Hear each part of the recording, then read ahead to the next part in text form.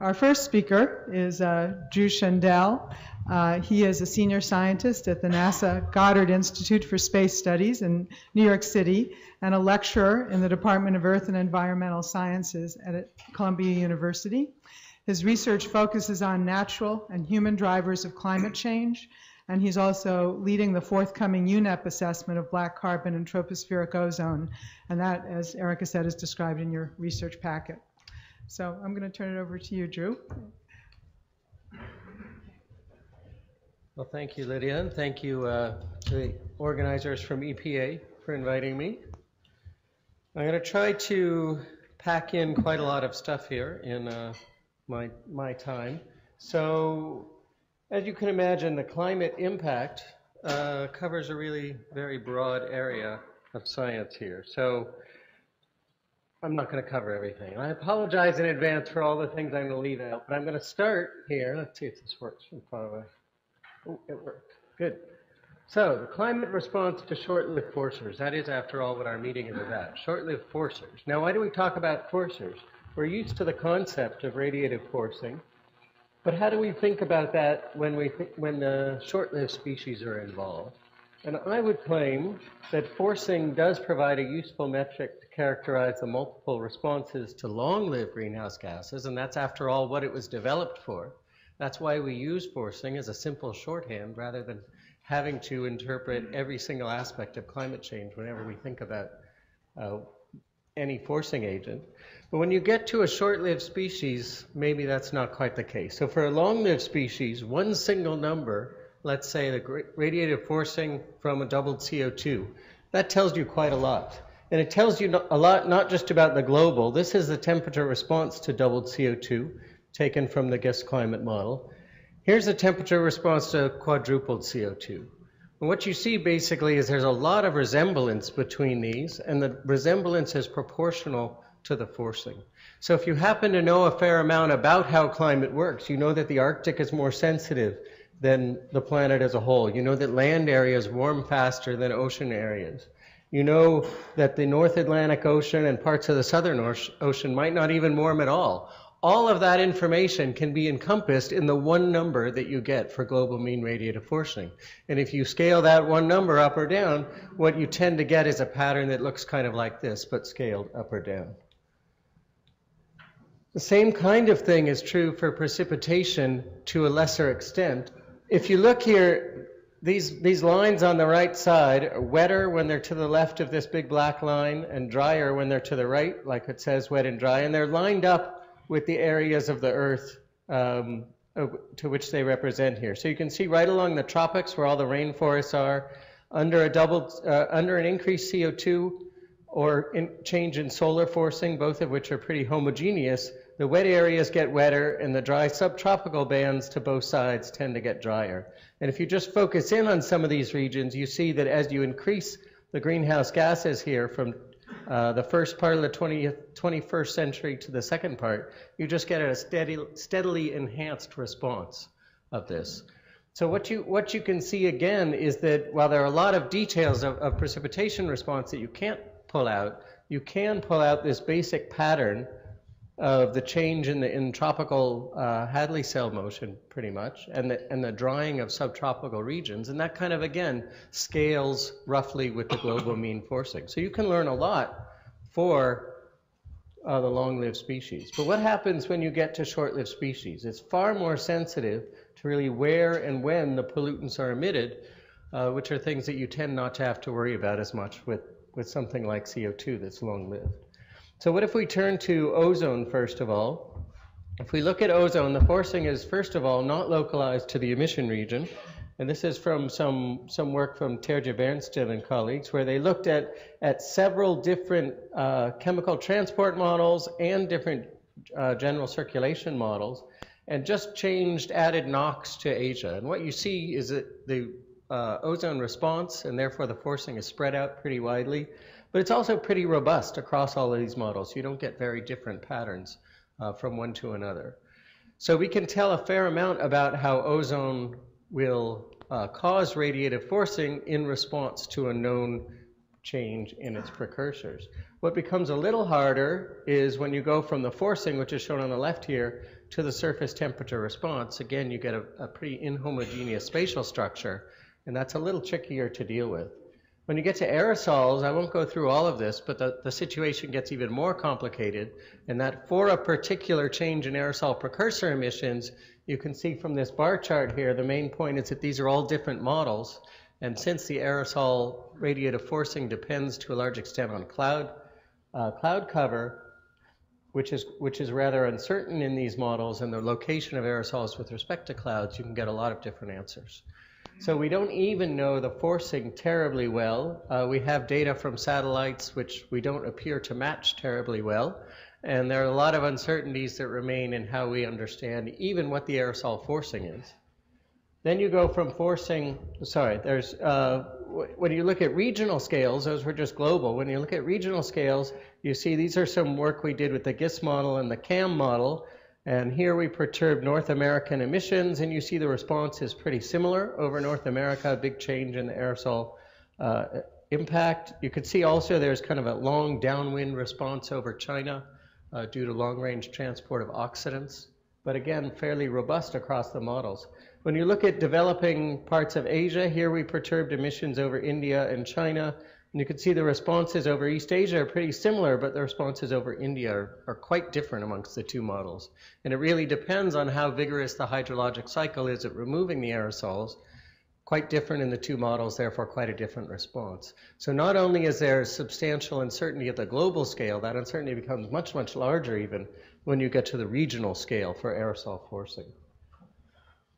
This just compares a couple models here for the same kind of forcing and response issue. The left side is the GISS model, the right side is the Hadley Center model, an old paper, so before color.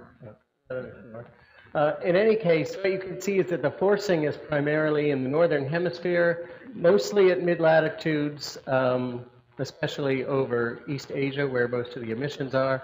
The response is, again, primarily in the northern hemisphere, but not really exactly where the forcing is. And there's an enhanced response in the Arctic, in general, an enhanced response at mid-latitudes. But the precise relationship there is a bit obscure. And I hope you'll forgive me, but I'm excited about this. One new result, so I'm going to give you a pair of somewhat technical slides and then go back to more general results here.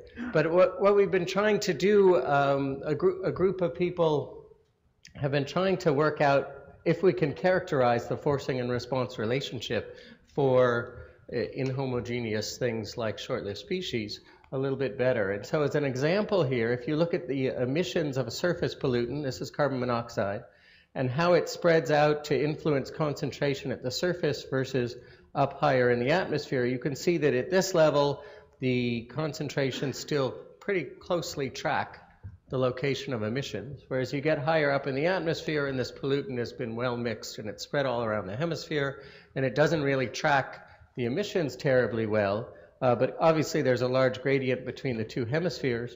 You don't see that in the zonal direction anymore. So we can use this kind of work as an example, and here's the one technical part, where we can make a measure which represents the spatial correlation length scale and looks at the difference between the input field of the emissions and how the concentrations are then manifest at different levels in the atmosphere.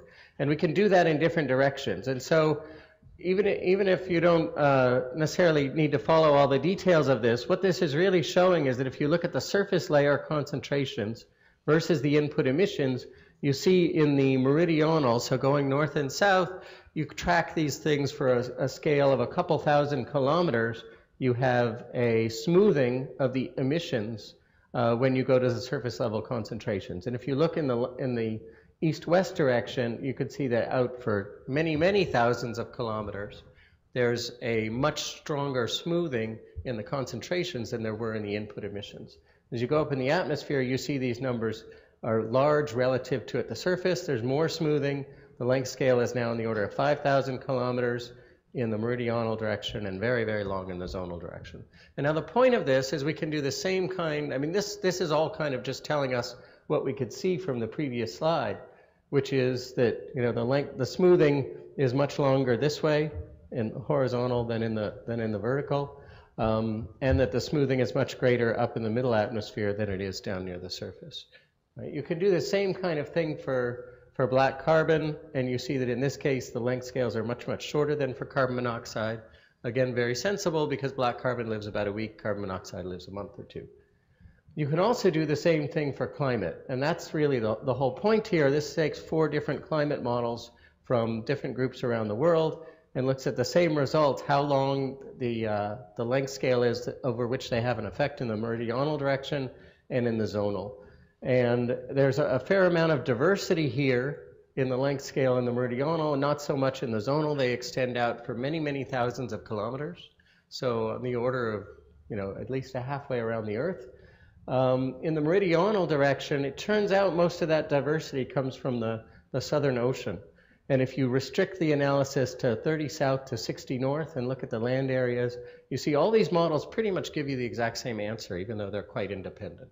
And so what this answer really is, there's the only thing you really need to take from all this, is that the models are extremely consistent over land, even though they're all independent, in saying that you have about 3,000 kilometers or about 30 degrees influence for a particular emission. So what does that tell us? Climate forcing from something like methane, well, that's well mixed globally. So the forcing itself is really pretty clear. Climate forcing from ozone precursor changes, well, again, I showed an example of those. Those are fairly clear as long as we know what the emission change is. So not necessarily back in time, but for a particular policy action we might take going into the future, we can tell you pretty well what the response should be. Climate forcing from aerosol precursor changes is somewhat less clear. And I'm sure we'll hear more through the next couple of days about all the different reasons that add to uncertainty for aerosol forcing. The effect of regional forcing on temperature change, I think, is getting somewhat clearer, although we can't predict the temperature response at small spatial scales yet. But we are seeing that localized forcings have an influence out on the order of 30 degrees in latitude. The impact can extend far beyond the highly polluted areas in longitude. So we spent a lot of time thinking about long-range transport of air pollution for the sake of air quality. When it comes to climate, long-range transport may play a role, but is not necessary in order for there to be a long-range impact. So you can have forcing that's confined to one region, which will have an impact on climate not only in that region, but well downstream in the zonal direction, and not so much in the meridional. We also know, I haven't really shown this, but there's a lot of evidence from various work in the literature that the global climate response is enhanced when forcing is located in the extratropics. And that's because in the extratropical regions, especially as you move towards the Arctic, you can activate the snow and ice albedo feedbacks, which give you a stronger response. So again, for the case of something like CO2, it doesn't really matter because the forcing is over the whole planet. But if you have forcing from aerosols, you would get a different, even global response were that forcing to be in the tropics than were it to be at high latitude. So the location really matters here. Now you can use this kind of information to try to compare with observations. And this is one of the things that I think is really powerful for surface temperature. I can't really go into all the details, but one way this has been done is from some work that we've done here, where the red shows the response in all of the IPCC AR4 models to everything except aerosols. And that's the global mean response. And the blue shows observations. So what this is basically telling you is that none of the models can match what really happened in the 20th century without some overall global cooling from aerosols. That's pretty much straightforward. But the real power of these kind of techniques comes from looking at regional information. We know that the global is not a terribly powerful constraint because the aerosol forcing is pretty uncertain, as is the climate sensitivity. And that's why you have a range of results here. But if you look at the regional temperatures, this is the northern mid-latitudes compared to the southern hemisphere extratropics, so in effect trying to remove the globally more uniform portion of the signal. You see that the real world had a relative warming and then a cooling and then a very rapid warming in the last few decades, and you can't produce anything like that without aerosols, and the bottom panel shows the Arctic. So what this allows you to do is go take the observed pattern and see what kind of aerosol effect that's consistent with.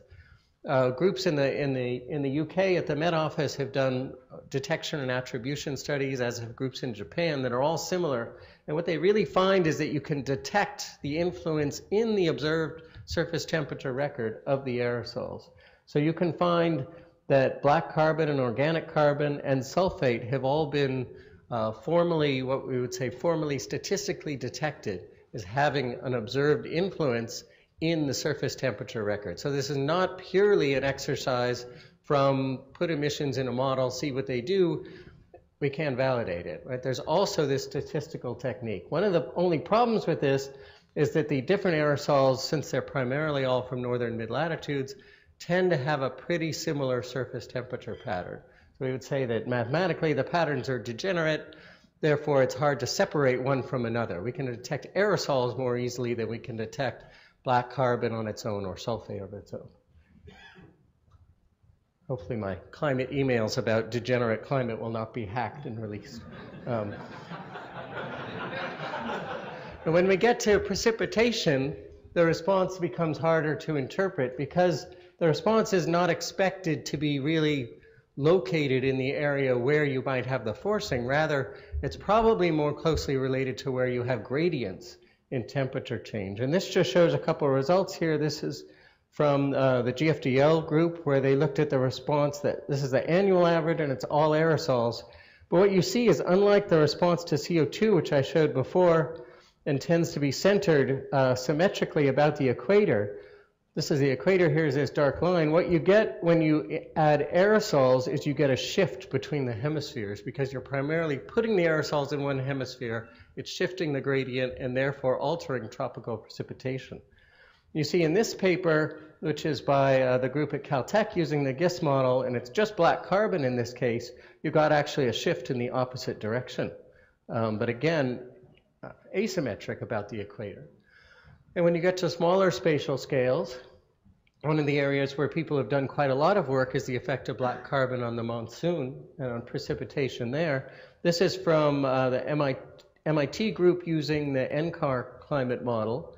And I really want to just call your attention here to the second column here, which is the effect of absorbing aerosols. And the absorbing aerosols in their model give you a very strong increase in kind of pre-monsoon season precipitation, and then an even stronger increase during the monsoon itself. The next one is scattering aerosols, and then there's the combination. Now, one of the tricks here is that the observed temperature change, or the observed precipitation change, is not going to be a function of just aerosols, but it's going to be a strong function of everything else going on when CO2 increases. So it's sort of, they compare it in their paper here, which is why it's all in one plot with the observations, but it's a bit hard to know how much this should really look like the observations. There it does seem to be an enhancement in overall precipitation early in pre-monsoon months, not so much in later monsoon months. When you look at other models, this is the same kind of thing from NCAR. You see that in this one, these are the same months, March, April, May, is pretty similar to what we have up here. They are consistent in, this is a black carbon experiment, so like this second column here, consistent in getting an increase here, but in this case, although there's a very strong increase here, it's not robust, and it's gone away entirely in this model. So we don't necessarily have that much confidence here. There was a high-profile paper from our group at GISS, Surabhi Menon led this, and there was a shift in rainfall in China due to black carbon in her study, and you can see that in the NCAR model that doesn't show up at all, and in fact, the precipitation over China in the NCAR model seems much more closely related to conditions over the Pacific than to black carbon over Asia. So I'd say we still have a ways to go when we get to something like regional precipitation. So that kind of is the first section of the talk, and I want to go into a second topic here. Despite the fact that there are substantial uncertainties in current understanding, so that's understanding of both what the forcing is imposed by any of these pollutants and what the climate response and all of its manifold manifestations is, we can still provide some estimates of temperature change, at least at large scales for a forcing that I think we can have some good confidence in. Precipitation, I would say, is much harder, and it's also much, much harder to evaluate against observations. We can't do that statistical technique that we could do for temperature. We don't really have the data. But the other thing to keep in mind about something like precipitation is that unlike temperature, really much of any change in precipitation tends to be detrimental. So all it takes is a little shift, and since current socioeconomic systems are designed to they're optimized to the current conditions, a little shift, which in theory could be neutral, is almost never neutral. So perhaps it's not as important to understand exactly how precipitation will change as long as we know it will change. So we can go ahead and we can use the best information we have, at least, to try to estimate the climate impacts of realistic actions, even in the face of uncertainty. And I want to talk a little bit about how we might do that with the knowledge we had from the physical sciences there. One thing we can do is this kind of study where we look at the total radiative forcing from emissions of a particular species, which are shown down here on the bottom, and including all of the colored bars represent all the different indirect impacts of a particular species. What you see here is for something like methane, there are a lot of different ways that methane influences climate, and if you add them all up, you get a very strong impact from methane, which implies that changing methane emissions might be a very good thing for climate. That's probably useful for methane because a lot of methane sources are really separate from other types of emissions. It's probably not so useful for nearly anything else that we're interested in, because really, in general, what we have are products of incomplete combustion. So you can try to look at those. This is from a paper that Nadine Unger from our group just recently had published in PNAS. Goes through 13 different types of sources here and has all of the different indirect and direct effects of these, including the long-lived species, long-lived gases, as well as all the short-lived, and an estimate of the aerosol indirect effect is what this AIE refers to. And this shows the forcing at 100-year time scale. And what you see, the numbers here represent the total, and the total is some complicated combination of the influence of the long-lived and the short-lived species. And so for general, knowing what a particular pollutant does is not that useful, and it's much more useful to know what the combination of all the pollutants do. And similar work has been done by the group at Cicero. This shows their influence from road transportation, so it's kind of comparable to this one here, by all of the different effects that take place in the real atmosphere. Now there's two things that I think these are very good steps leading us towards knowing what a real action might do in the atmosphere. But there's two things I want to call your attention to here. The top two sources here are power generation and on-road transport. And if you think about those, it's almost irritating. Every time we produce some new result, we say, look, we now know what SO2 does, and policymakers say, I don't control just SO2. Okay, now we know what the power sector does. Yeah, well, I don't control the whole power sector. You know, we need more and more detail, right? So power is actually generated by all kinds of different ways of making power, none of which really you would expect to have the same influence as others. Same is true for on-road. So I'm going to go into a little more detail about both of those. The other thing that's included in these type of studies is that this is, again, the global mean number, and I think I've at least tried to just show you that that's not necessarily that useful for the short-lived component. So let's just look exclusively at coal power plants as an example. Obviously, this is not, the combustion is extremely efficient in this case. There's not a lot of black carbon coming out, but there's a lot of CO2 and there's a lot of sulfur, and as well as some NOx. And this is current emissions estimated from David Streets, from China and India. The current coal plants, if you just look at that current year 2000 emissions and let them go on forever, what happens? Well, CO2 builds up, so you get a steadily increasing forcing from CO2. The emissions of sulfur stay constant, and they are realized instantly as a negative forcing. If you add in the aerosol indirect effect and its uncertainty, you get this kind of broad blue band of negative forcing, and you get some smaller effects from ozone, etc. The total here is then shown in orange. So the short-term forcing is cooling, which, depending on how strong the aerosol effects actually are, turns over in a couple decades, and eventually you get a warming, right? So if you look at a reasonable or a thought experiment of what possible policies might be, this shows a growth in emissions from China and India going out into the future with full pollution controls on the short-lived pollutants. Therefore, you just have CO2.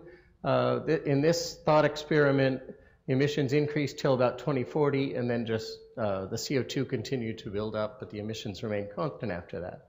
This is the same thing with gas instead of coal, which doesn't really emit short-lived pollutants. But this is the interesting one here. This is including current levels of SO2 and NOx coming out of them until 2040, which lead to overall cooling, and then assuming that pollution controls are put into place and you go back up to what the other forcing is.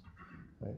So now what would be the effect of this? Again, I'm showing this as an example because this is what we're used to thinking about, and it's very useful to see the difference in radiative forcing when you have short-lived species.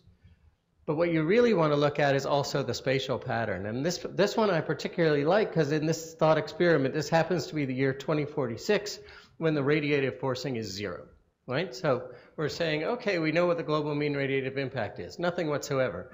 But of course, there's a very large radiative forcing impact here, and the CO2 is all drifted equally around the world, and so is giving you a strong warming effect or positive forcing in the southern hemisphere, where the short-lived species stay local, and they spread somewhat around the northern hemisphere, but that's it.